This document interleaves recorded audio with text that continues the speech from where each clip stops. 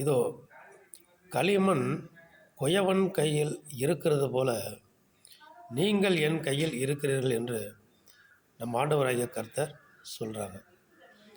எரேமியா புஸ்தகம் 18ஆம் அதிகாரத்தில் 6வது வசனம் இப்படியாக சொல்லுகிறது.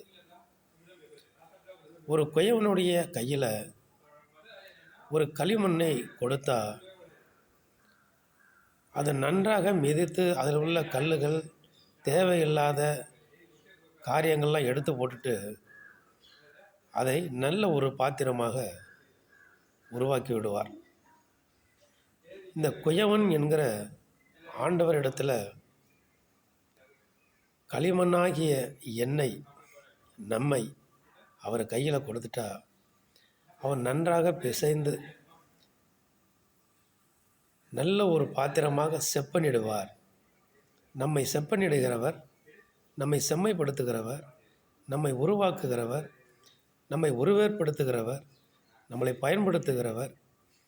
அவருடைய கைக்கு ஏற்றது போல், அவர் சிந்தனைக்கு ஏற்றது போல் நல்ல பாத்திரமாக இந்த களிமண்ணாகிய எண்ணெய் அவர் வணைந்து கொள்வார்.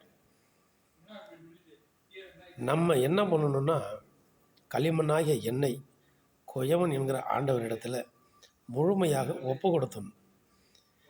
என்னை மிதித்து என்னை பிசைந்து என்னை நன்றாக என்ன பண்ணுங்க அப்படின்னு சொல்லி அவர் கையில் கொடுத்துடணும். அவர் பிசைந்து மிதித்து அதில் உள்ள கல்லுகள், குப்பைகள், அழுக்குகள் எல்லாத்தையும் எடுத்துட்டு சுத்தமாக எடுத்து நல்ல ஒரு பானையாக, நல்ல ஒரு பாத்திரமாக, நல்ல ஒரு அவருக்கு ஏற்றபடி அவர் செய்து அதை பயன்படுத்துவார். கர்த்தருடைய கையில் ஒப்படைப்போம், நம்ம ஒப்பு கொடுப்போம். களிமண்ணாகிய நம்மை அவர் கையில் ஒப்பு கொடுத்தா ஆண்டவராகிய தேவன் குயவனாக இருந்து நம்மை உருவாக்கிடுவார் நல்ல பாத்திரமாக. ஆமென். அல்லேலூயா.